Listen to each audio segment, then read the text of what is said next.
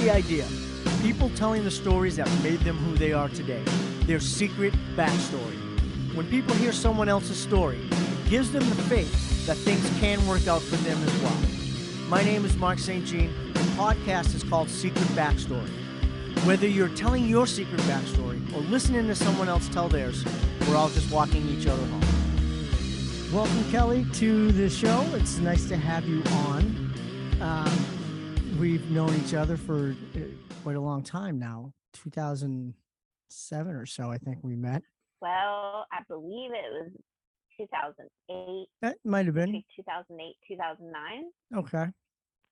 Long time. We were both married, not to each other, but to opposite people, and we were neighbors. And yeah. Since then, both our marriages have expired. And yeah. When I met you, and this is kind of like what the show is about. When I met you, I met this cheery woman who was funny and had jokes to tell, and I had no idea what you had been through at that point. You know, when you meet people, you meet the now person, and so your secret backstory at that time, I had no idea, but soon got to know it. And so let's start with, you got married. At what age was your first marriage? I was 25, and I was 2 months pregnant with my son Garrett.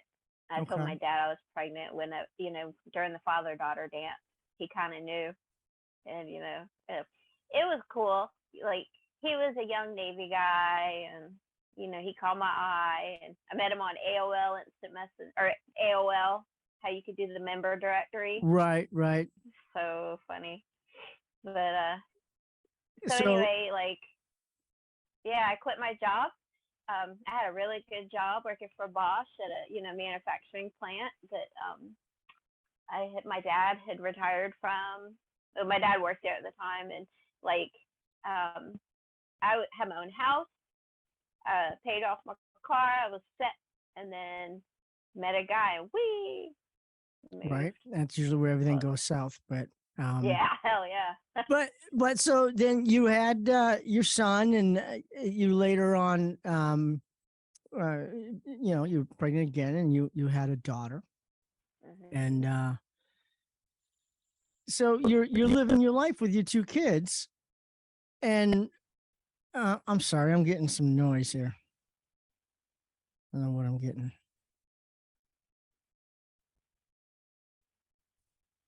Oh, these allergies. Jeez.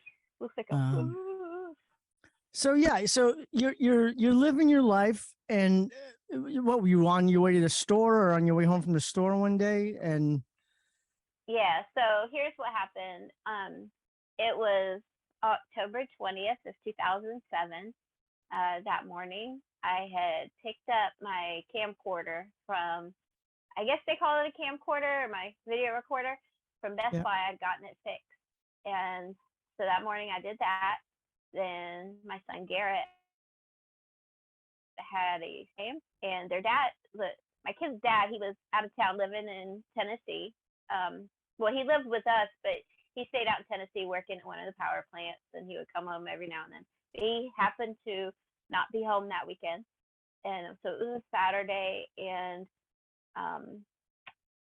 so anyway, I got my son and my daughter, and we went to my son's soccer game at the local Y, and so I had the video camera, and I was recording my son's soccer game, and oh my gosh, he was the cutest. So anyway, but my daughter Casey, so Garrett was 6, Casey was 3.5, and Casey was a camera hog, attention hog like I am. And so she was like, "Mommy, look at me, look what I could do." She was like posing and trying to do a cartwheel the best way like a 3-year-old can do, and right. So she got just as much camera time as he did, and then I went home, And at the time, I had two vehicles. I had a 2001 Ford Focus, which was like my favorite car. It was good on gas, easy to get the kids in and out. And then my second vehicle was a 1998 or 99, I think it was 98, Chevy Astro conversion van. Found out during the divorce, sorry, allergies. Found out during the divorce why we got that van. It had mood lighting, and it had a switch in the front that would make the back seat lay down. It was like the shag wagon, I guess. So anyway, so I put The family truckster was a shag wagon. Yeah. Nice. So I let the kids play on the swing set in the backyard, and I cleaned out the garage.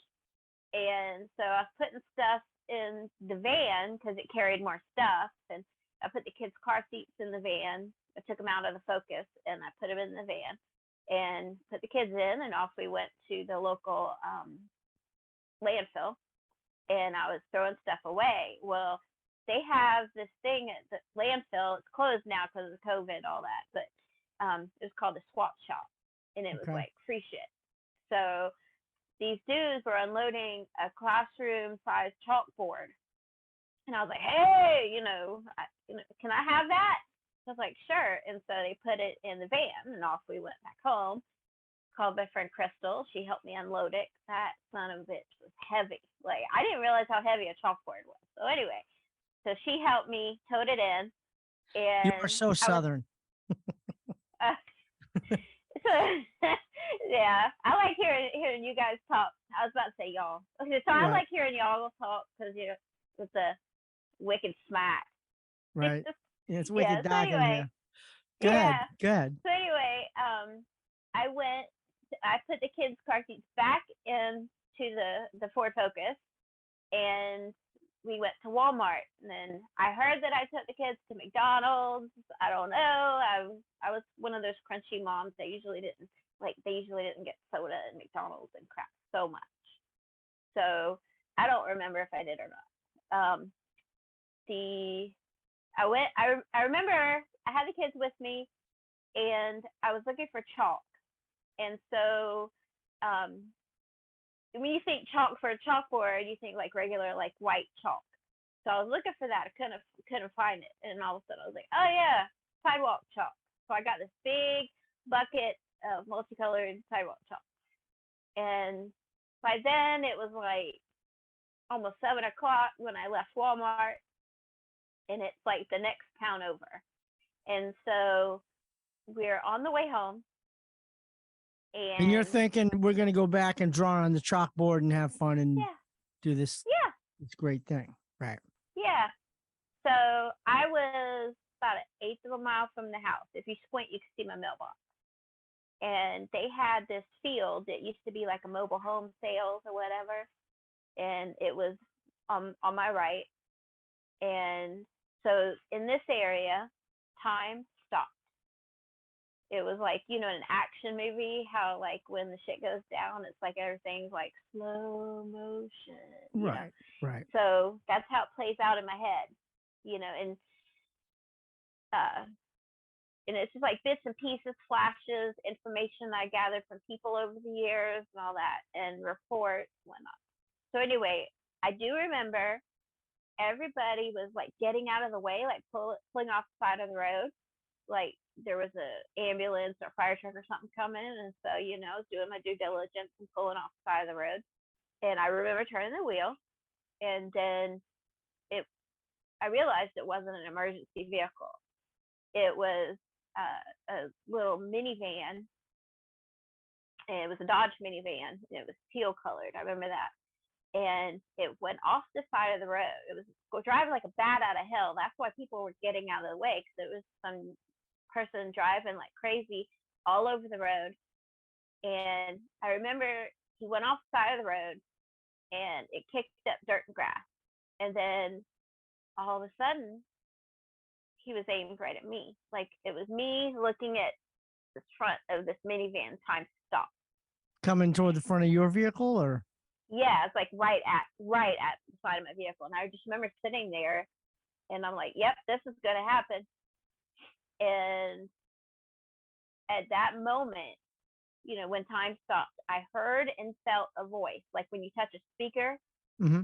and the voice said, "It's going to be okay." And that's when I blacked out. Okay. And so my it was so that person hit my car on the side, and he barrel rolled end over end. Um, and because he wasn't wearing his seatbelt, he was He ejected barrel rolled out or of you barrel rolled? he barrel rolled.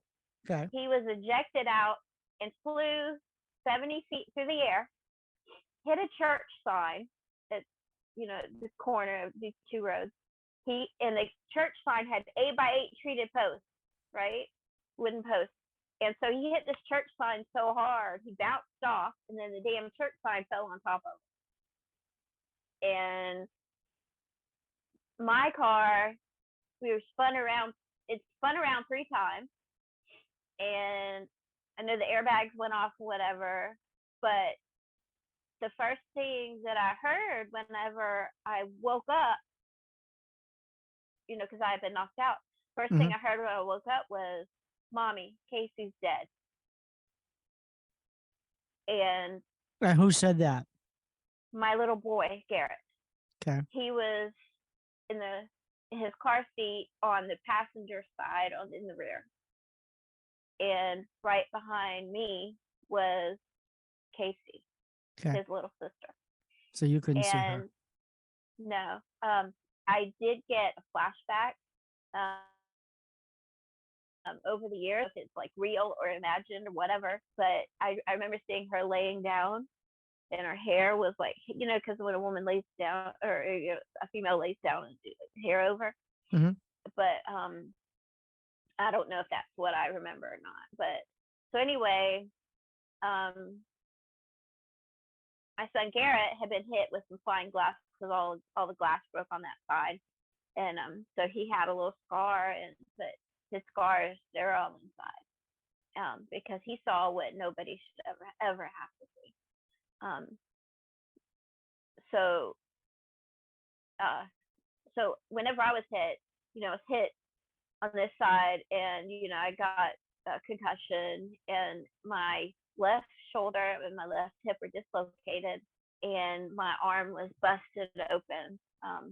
Actually, today I looked on my time hop, and I saw my scar revision surgery. It's pretty graphic, but I can send it to you later. But anyway, so I don't know how well it's your whole arm. Yeah, the light kind of ruins it, but I can see it. Sorry. Yeah, your whole arm is. So anyway, yeah. So but that's like nothing, I got. So you're sitting still, but after this, and Garrett just told you. He's Mommy, Casey's dead, and then I remember. How did he know she was dead? How did he not think? She was, so whenever I read the autopsy, because, a parent has to know everything, so whenever I read the autopsy, I found out both of her eyes were crushed, all of her teeth were crushed, and this side of her head had been hit so hard that this side of her head cracked open like an egg, and half of the brain flew out. And Garrett saw this. Onto Garrett, and he saw this. So there's this big ass hole in his sister's head. So and her brain was out. So people that were at the scene saw how bad this was, and they used that scene as a training tool for the firefighters in the area to get psychiatric help when they were, to ask for it when they need it, because it was, everybody was traumatized. And so what was left of her face was imprinted with the cube pattern of the Dodge minivan's grill. Like, that's what hit you. Yeah. Okay. She was gone, like, immediately. She never took a breath, like, blinked, anything. So, whenever you're a first responder, you assess the situation. You say, okay, the most critical needs to be taken out, and they couldn't open the door, on my driver's side door because it was jammed in. So I remember being led out over the console, kind of.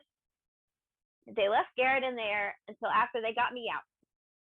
Is Garrett being quiet this whole time after he told you what he saw? Or I don't remember him saying anything else. Yeah. But I was told his instinct was to look away. So he just looked out the window, and they got him out.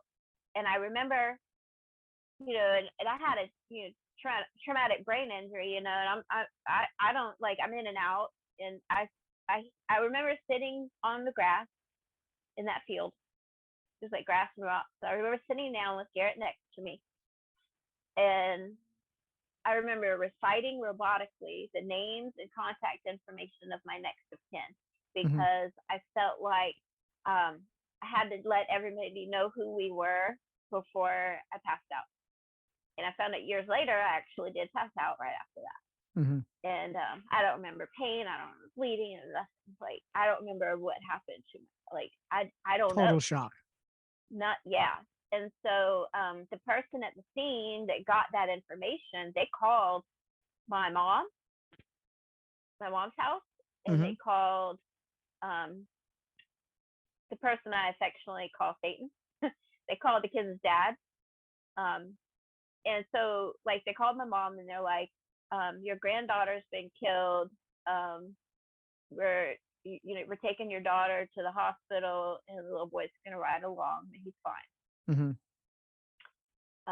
My sister actually answered.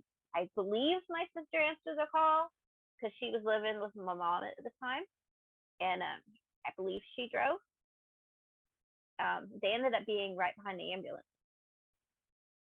So, and we're a small town, like past the suburbs of Charleston, South Carolina. So that's where the hospital was. That was like the trauma hospital. Right. And they called the kid's dad, and they said, he was in Tennessee, mind you. And so they said, your little girl's been killed. We're not sure if your wife's going to make it. Little boy is okay. So even though I have great disdain for the fellow, I wouldn't wish what he went through on anyone, because here's this man, father of two, and he gets this call. And he's so far away, right? Yeah. He's like 7 hours away. So how fast is somebody going to drive? I can't imagine the thought process of the person going from point A to point B, like that. So he wasn't even paying attention to his dash, his dials or whatever. So he ran out of gas on the way there.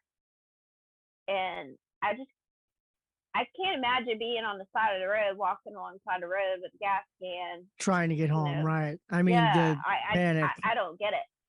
So anyway, the next thing I remember is, I remember a sensation of there being like crumbly stuff, like dirt, glass, whatever in my mouth. And I remember somebody washing my mouth out. And then I remember being on a like laying down, and it was only like auditory. I remember somebody talking really low. The doctor was talking really low, like a golf announcer, while he was putting my arm back together. And I remember holding my sister's hand, and she said, I kept asking the same three questions over and over.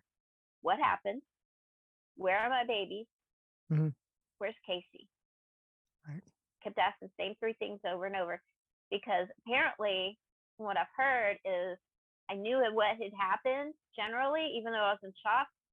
But until the ambulance, right as the ambulance pulled up to the hospital, my mind just went kaput. And so I had no clue what was going on. And so whenever, like, nobody, who wants to tell me what's going on, right? Right, like, right. Nobody wants to be the one to tell me. So anyway, whenever we have this need to protect people who are going through something like that, right? Absolutely. So whenever the kid's father got there, I remember like everybody parting like a sea, and he came towards me. He was crying, and he said, Casey's gone. Like, she was killed. And he told me what happened. So, And this is the first time you realized this? Yeah, it's the first time it set in. Okay. And so the person that had hit us, his name is Bobby Franklin Minnick. He was 49 years old. He hadn't had a license or insurance since 1981. And this was 2007 at the time. Mm-hmm.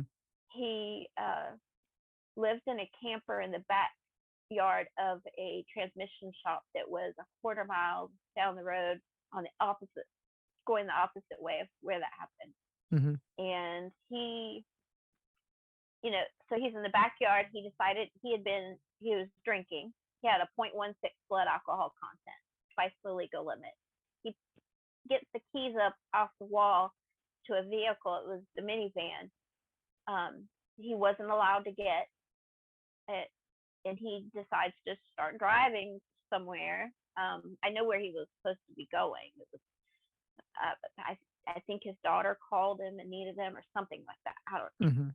So anyway, so he's screwed up. How much alcohol? How much alcohol do you know? I know you got involved with this more afterwards, but you said 0.16? Yeah. So how much alcohol does it take to get to a 0.16 blood level? Definitely not 2 beers.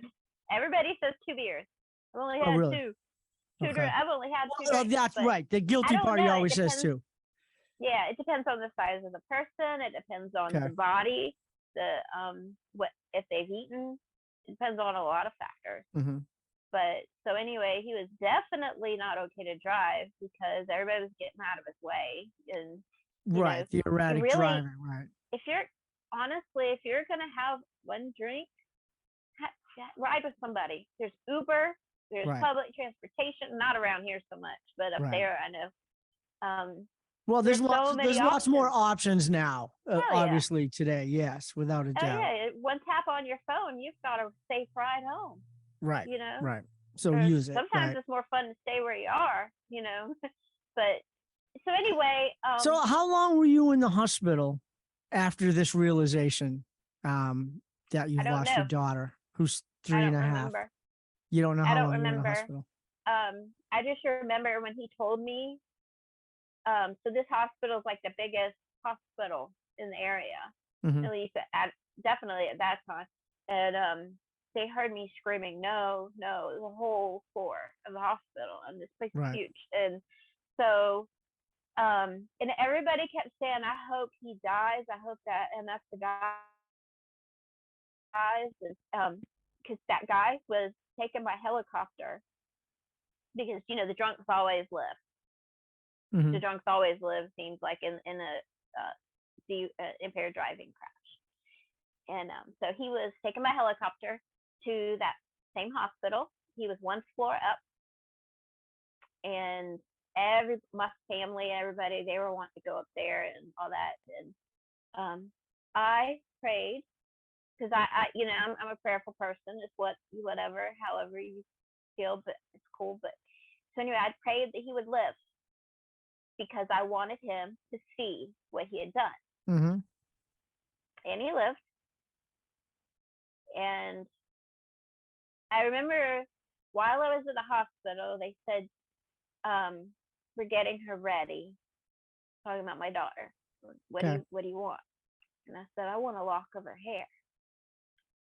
So I remember asking for that. And then they took Garrett to the children's hospital at the same place. It's all connected, big old complex. And they had to, my ex had to get him new clothes, because those clothes had to be, they were biohazard. Yeah. And so I remember him wearing like a big t-shirt or a gown. I think it was a big white t-shirt, something. And they brought him in with me. And so then I remember getting ready for a bond hearing. I So do this remember. is after you've left the hospital. Yeah, time is all mushed up for Right, because right. after trauma like that, you don't remember things in order. Everything is all over the place. Mm-hmm. My memory was, like I told you in our conversation last night. My memory when I went to Tennessee was spotty. I mean, Right. it was all over the place. There was so much going on. So anyway, I remember calling the local news, like the big local news station, Live 5 News, because I know that squeaky wheel gets the grease. So I wanted it on the news because I knew that if this whole thing was really publicized, that it would get more attention, and justice tends to get served better that way when everybody knows, because eyes are on. So I remember doing a news interview, and they said on that news interview, I said, I don't hate the man, I just hate what he did. Sure, that makes sense. And most people would hate him and take revenge, with their hands or whatever. And right. I'm just not that kind of person. Now I'll picture it in my head, but I'm just, hatred is just not there. I believe that things are your path in life. There's things that are set to happen, and in my mind, that person was just a tool. Well, he is a tool, but I mean, he was a tool used to serve a purpose, if you will. Okay. And then, so I remember going to the bond hearing, and I had gotten the lock of her hair, and I remember holding her picture. So I was holding the picture and had the lock of hair, and I was with the kid's dad, and I remember being coached, like, don't stare him down, don't jump him, and don't give him, don't just sit there and don't react, just, be good. And so I remember sitting there holding on to these things. So I had something in my hands, and I remember my husband at the time was there next to me, and I remember him like staggering in because he had a church sign, 70, flew 70 feet through the air, and he was pretty messed up, but he was able to walk. So he goes in, and I remember him. Do you know how long this was after the accident? How much time had passed? It was around a week. Within the week. So pretty quick. Yeah. Bond hearing is usually like the next couple days. I don't know. Okay. So anyway, and he asked the judge, he was like, Judge, I'm in a lot of pain. Can I sit down? And the judge was like, no, I don't care. Judge didn't give a crap. And so I remember thinking, and so he was denied bond. Okay. And that dude, he lived in a camper. He's back then. Now it's cool to live in a camper. He wasn't living in the cool way. It was sure. So right, there's a whole camper culture out there. He wouldn't have had the money to pay a bond anyway. Like right. So then we were not able to, because we were going to bury Casey, and we couldn't bury her immediately because my little girl was evidence in a violent crime. How's your sound going? Oh, we're fine. Go ahead. We good? Okay. Yeah. Yeah. Anyway, so she was evidence in a violent crime. Yeah. When someone says that to you, I mean, what are you thinking? I mean, how do you understand what that? I can't even wrap my head around that statement being said. So, like, I've known some parents that found so much comfort in knowing that their child would live on by, like, organ donation. Sure. Or, I don't know. Or so they had to give her an autopsy. So imagine somebody giving a 3.5-year-old little girl an autopsy. Mm-hmm. they found out she had 53% of her brain still in her head. Mm. She actually had an auxiliary spleen, which is something that people like. It happens, pretty often, but not all the. It's not uncommon. Okay. So just like, and that's how I found out about the condition of her face and her head and whatever happened. And so they had to make sure, they had to do the autopsy to prove she died as a result of his choices, of his actions. Okay. And then I remember, they asked, I remember like in preparation for the funeral, I had been asked if I wanted the top half of the casket open or closed because they tried, Right. they did their best To reconstruct. But Sure. yeah. So because it was October 20th, it was before Halloween. At the time we were looking for Halloween costume for her. Garrett was a zombie. He already had his costume. Scared the hell out of Casey. She was terrified of this costume. I still have it. Okay. So Casey wanted to be a cheerleader, and we couldn't find. No, I'm sorry, my bad. Take that out. She wanted to be a ladybug.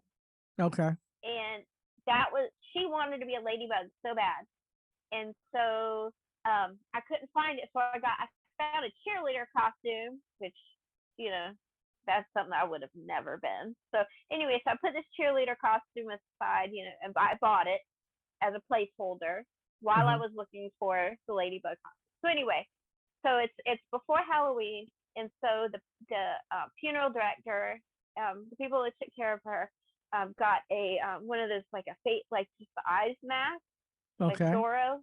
Sure. So that was on her because there was no. So anyway, and because I couldn't reconstruct it. They tried. Yeah. I mean, so I said I don't want to remember her like that. Right. Thank God I was that was their decision. Did they discuss that with you first, or no, they didn't have a choice? They had to do something. From what I remember, I was in a fog. They had given me like oxys and everything. They effed me up medically. Right. So, to help me. And so I just remember they did that, and I did not want the casket open, the top half. I wanted the bottom half open. So anyway, the funeral director, they had gone out and bought, because they knew that, they asked about her, and Casey loved princesses, and so they got her the little plastic clip-on earrings and the little rings and the little it's like a princess kit, and had a little wand and had those clippy cloppy plastic shoes little girls like to wear. And my mom had gone and got her, I think she went with my aunt, got her a little dress. She was wearing a little white dress. And so I had her Disney Princess's blanket. It's one of those kind of plush blankets. Sure. So I had that draped over my arm that had the bandages on it, and I had it with me for comfort. It was mine. I was, one of my keepsake things. It still smelled like her, and I just remember having that with me. And so the next of kin gets to go into the viewing room first, and I remember walking in, and I looked down at her, and it's like a superstition. I don't know if it is up there, but it's just like a superstition. You have to touch them. So, if you're going to view them, you have to touch them. Okay. I don't know the reasoning why. So anyway, I touched her hand. I touched her leg, and there's like the makeup all over, and I could see the hairs on her legs, little, and I touched her, and it felt like there was paper up under her dress. It had a crinkly sound, and I just remember she was so cold. She was so cold, and so like the parenting instinct kicked in, and I put the blanket on her to keep her warm. and she still got that blanket with Uh, her. And the next day, um, the eulogy was given by the one of the chaplains. It was a female chaplain from the hospital, and so her eulogy was delivered like a fairy tale, because every night before bed, I'm one of those moms that always had my kids in the bed with me, and because like, what if there's a fire? What if they stop breathing? You know? right. And we would read books, because books make you smart. That was my belief. And so we would read books, and then we'd say, Casey, tell us a story. And she always said, "One upon a time, there was a princess living in a castle." And we'd say, "Then what, Casey?" And she would come up with the craziest stuff, because her imagination was wild. And so the eulogy was, "Once upon a time, there was a princess named Casey." And we released 50 butterflies at the graveside. It was a graveside ceremony. Mm-hmm. And one of the butterflies actually came out of the box, flew, and landed right on the flower spray on top of the casket. Mm-hmm. And I remember the funeral director, she bent down, was picking one up, and they made us look away while they put the dirt, Right. put her in. And so that man pled guilty to one count of felony DUI resulting in great bodily injury from an arm, and one count, which was a 5 to 15-year sentence, Mm-hmm. and one count of felony DUI death result, which is a 1 to 25-year sentence. Okay. So there's like great leeway. And so this man had a record, like I actually still have his records. One of the news reporters got a hold of it and handed it to me. This man had, like, when a judge is considering the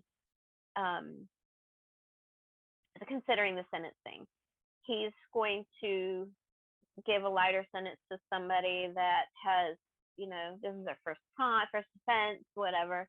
He's going to throw the book at somebody who, is like this guy. So Sure. because he'd been in, I believe, I could be way wrong, I believe he was in there for about 9 months, waiting for court. And minus time served, he got 24 years. And the time he got both charges, but he got the 24 years and the 5 to 15-year sentence for the great bodily injury. It runs concurrent. And so we have an 85% law in South Carolina. So his projected release date is March of 2028. So and that's approaching. Actually, he was in prison like way up, like across the state. Mm-hmm. But they had moved him, excuse me, about 3 or 4 years ago. I think about 4, maybe between 4 to 6 years ago. They moved him to, I call it baby jail, in one of those minimum security prisons. Okay. And it's like just like next town over. And whenever I got the phone call, because I'm the victim, one of the victims. So you get updates on what's going on? Yeah. So whenever I got the phone call and the email saying that he had been moved, I was just it was just uncomfortable, like he's too close, Sure. But I'm able to tell my son, he can't hurt you. He can't hurt anybody, at least until then.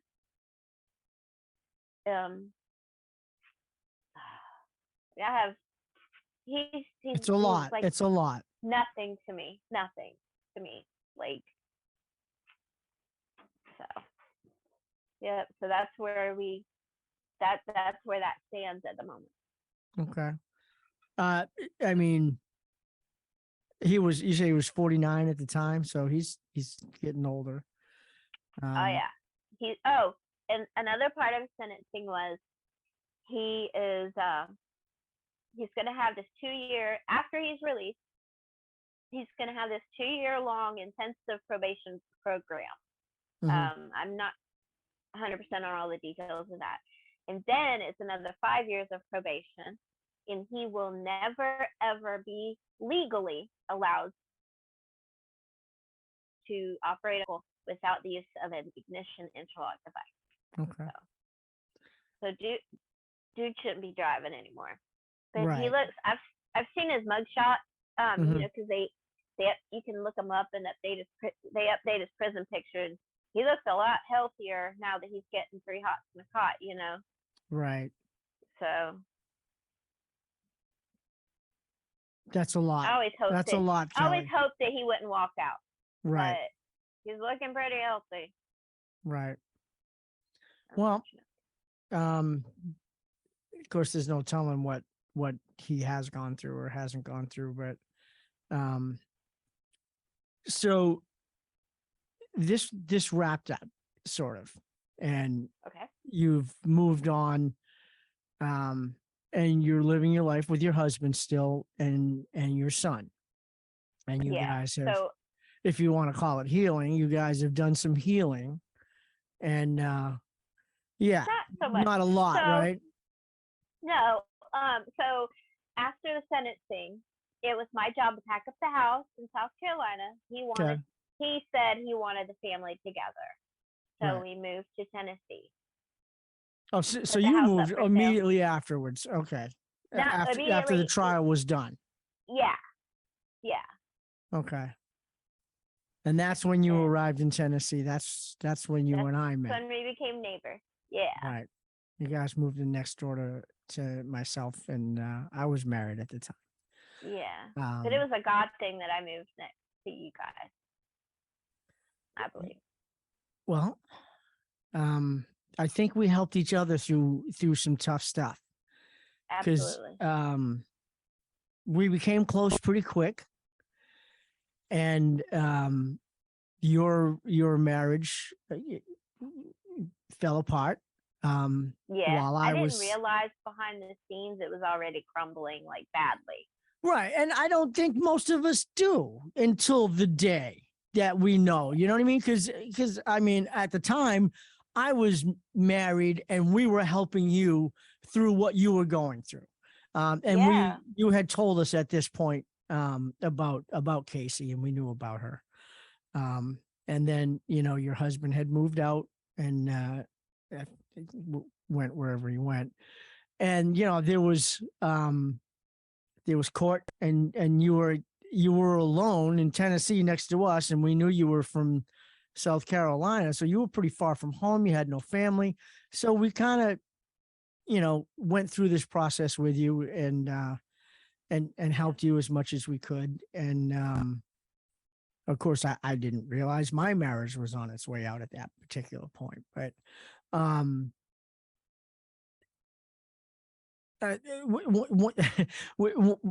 one of my favorite memories was you ended up with your father's car at one Oh point. yeah. And That it was, was a what sweet was it, car. 1950 something, right? Well, what was the car? I'm sure you. 1950 Oh yeah, it was a 1954 Ford Victoria Right. that was lowered and had chrome lake pipes, and it had candy apple green custom paint job. Right. It And wasn't the was roof glorious. chopped too? Wasn't the roof like a little lower, or was it? I don't It recall. looked like exactly. it. But I got to And it had drive this, that like, car. visor. What? I got to drive that car. Wasn't that amazing? We drove that one day, and I got to drive it, and it's the only car like that I've ever driven.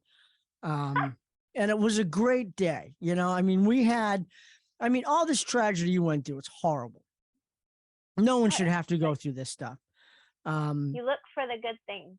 Well, you do, and you try to remember the good things too. And we had a lot of those good moments. And you know, I was a photographer at the time, and I did portraits for you and stuff. And then not long after that, my marriage came to an end, and I moved across town a little bit. And then you decided to do something with your tragedy. You turned it into something. And you Yep. joined, did you join the MAD chapter, or did you start a MAD chapter? I mean, you took something on like a boss, you know what I mean?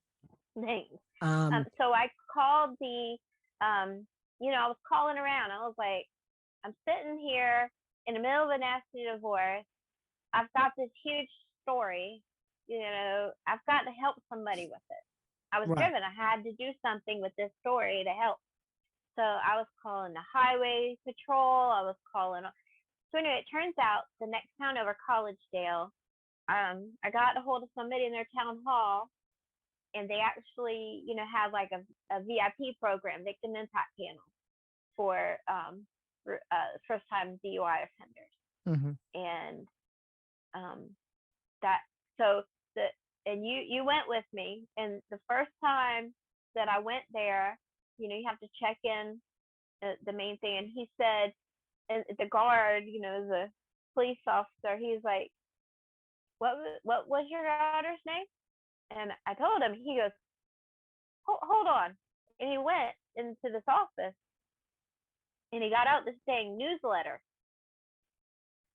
The woman that my then husband, my kids' dad, the woman he left me for, had written a letter to the town of Collegedale thanking them for their DUI enforcement efforts because she had lost her little girl.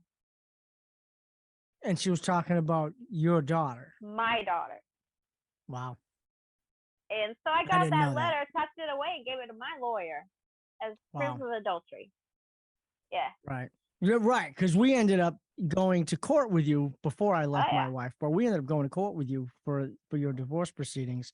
But prior to that, that speaking event, that first speaking event you had, we hadn't spoken in a while, and you reached out, and we made a video of Casey, and you showed it.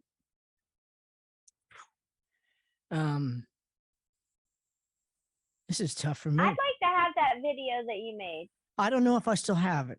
I'll look for it, but yeah, because the one I show now is, I made that on my old MacBook, right, and I've got that on YouTube.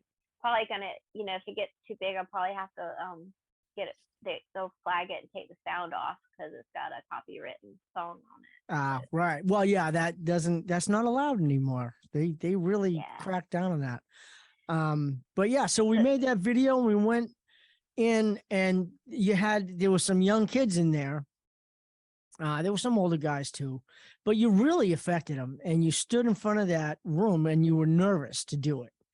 Oh God! First time speaking, and you told them what happened, and oh my God, it just blew them away. And I sat in the back of the room the whole time watching it all, transpire. And I mean, you took something, and you turned it into something that helps people. Those guys, I'm sure, don't drive drunk anymore. I would bet money on it. That was a thing to witness for me. And then you kept going. You kept going. When you moved back to South Carolina, you kept going. I remember seeing news clips of you on the internet, and I mean, you really have reached a lot of people. I had gone to hear it, and I was reaching out whenever the crash happened. I was reaching out to MAD, and there was no active chapter at the time. Like, I couldn't get a hold of anybody. Phone would ring. So whenever I moved back, I was like, I'm gonna keep this going. I was like a freight train at that point, and so I finally Mike Lamont, Sergeant Mike Lamont, finally answered the phone that was attached to the Mothers Against Drink Driving chapter there, and he was like, please come in, because they had this like it was inactive, and the phone calls come to him. He was on the traffic division, and he's like, please come. And so I showed up, and I was like, listen, when I was in Tennessee, I was part of a victim impact panel. Do we have one? He's like, no, but let's do it. He goes, I'll talk to some judges and we'll get this going. I was like, let's do it. Let's go. Before I knew it, I was doing a news story to drum up stuff, and I met a wonderful friend, Shelly Woodward, and Right. she was my cohort. Like, she and I, we had gotten MAD going, and now that she and I are both no longer attached to MAD, because they do great work, but it over time it's morphed into like a money making thing, but Okay. they still get stuff done, but Right. I wasn't into the money making part of it. How many people do you think you directly spoke to during your period of time between that first meeting that I was at and the last time you did one? I mean, never mind the people that they reached out to afterwards, because the ripple goes out. But how many people would you estimate you've spoken to directly about this and affected them? Thousands. Thousands. So I did a monthly victim impact panel. Mhm. I've spoken at high school, middle school, one elementary school, but my message is a little, you got to water it down for a little, it's a whole different presentation. I've spoken at in front of 750 soldiers at Fort Jackson in South Carolina. I've spoken in, newscasts. So that's however many viewers are seeing that, right? Yeah. Casey's affecting lives. The story of my family, of our family, right, is huge, and we have a purpose. So it's important to make people aware of their choices. How your choice, everything you choose, has an effect somewhere. Right. And I hear a lot throughout my life, and I've said this myself, that, drunk is the excuse. I was drunk. I couldn't help myself. But there was a point that you weren't, that you were sober, and you made a decision. Yep. To go down that road. Yeah, there's two choices: to drink or do drugs. Mm-hmm. And then the choice to get behind the wheel of the vehicle and drive.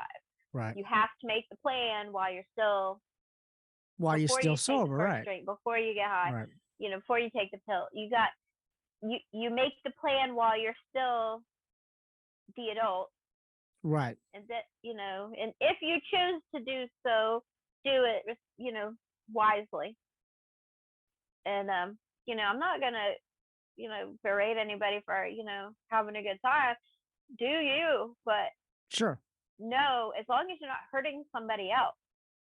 That's the line, right? A lot of people think, well, I need to get home. Well, it's not just you on the road. Right. There's a family trying to get home at the same time, Right. And there's people that want to give you a ride, whether it be family members or an Uber or a taxi cab. I've gotten phone calls asking for a ride in the middle of the night, and I get up, get dressed, and go. Right. It's our responsibility to help our fellow humans. Sure. We are all just walking each other home. I like that. Yeah. That's Ram Dass. It's a quote I used at when I was kind of coming up with the show, that I want this show to be that. I want to get that tattooed on me, man. I like that. It's a good quote. I don't think I'm supposed to get tattoos because of my religion, but well, you could get a temporary one. Yeah. One of the water ones, I'll still get it. I think that I'll still be loved. Right. Well, there's forgiveness and everything, right? Oh yeah. Better to be forgiven. What is it? It's better to beg for forgiveness than I can't remember. Ask Never mind. permission. It's something like that. Yeah. Then he to ask permission and be told no or something like that. Something like that. Yeah. But yeah, it's so I mean, you've done really good things. I'm proud to know you. You know, I've always been glad that I met you and known your story. It's an amazing story. Thank you. Thank you for coming on the show and telling it, because I appreciate it. it really someone needs to hear it. Someone out there just went through this. They need to hear it. There's hope. You know, you can change when you're given something huge in life. Okay, so whenever I'm talking to the teenagers and whatnot, because I do juvenile arbitration every couple months in Charleston, and I tell the kids, I'm like, everybody's got this cross they're bearing. There's a big, crabby, terrible thing that's happened in their lives. Sure. What are you going to do with it? It's like having a pile of wood. Are you going to make steps? You can make crutches. Right. You use it as an excuse to wallow in your misery, or are you going to make it better, help others with it, with your testimony you're given. So you can make a message out of your mess in whatever way. And I'm a talker. I always got in trouble for talking too much at school. I was going to say, really? Yeah. Imagine that. And so now I give speeches. You know, you and I are a lot alike in a lot of ways. For talking artsy fartsy, stuff like that. And so anyway, I'll take that as a compliment. Thank you. I like it. So my son, I have to brag on my son. Right. He was her best friend. And he was the person who made me a mother. Like he got a 30 on his ACTs and got a free ride to college. So he's a senior in college right now, and he's working an internship this summer, and of course he's got what is he majoring in? Industrial engineering, like manufacturing and stuff. And his dad's an engineer, isn't he? His dad's a nuclear engineer. Right. My son's actually so there's levels of IQ. Sure. So if you're over this number, you're socially, the R word, socially. And so if you're under 70 and under, you're mentally. So I always think my son's not that dumb because his IQ is so high. It's like the whole interpersonal relations is like robotic, Right. My son, he's actually the best of both worlds. He's like an incredible engineering mind. He's always had the engineering mind, but he's very good with people. Well, what was he like, 6 or 7 when you guys moved to Tennessee? He was Or was he older than that? Crash happened when he was 6, and so he was probably about 8. Okay, so he was 8, but I remember talking to him as if he was an adult. I mean, he was this incredibly mature kid. I mean, he'd be playing with his cars and his trucks on the coffee table and stuff or whatever.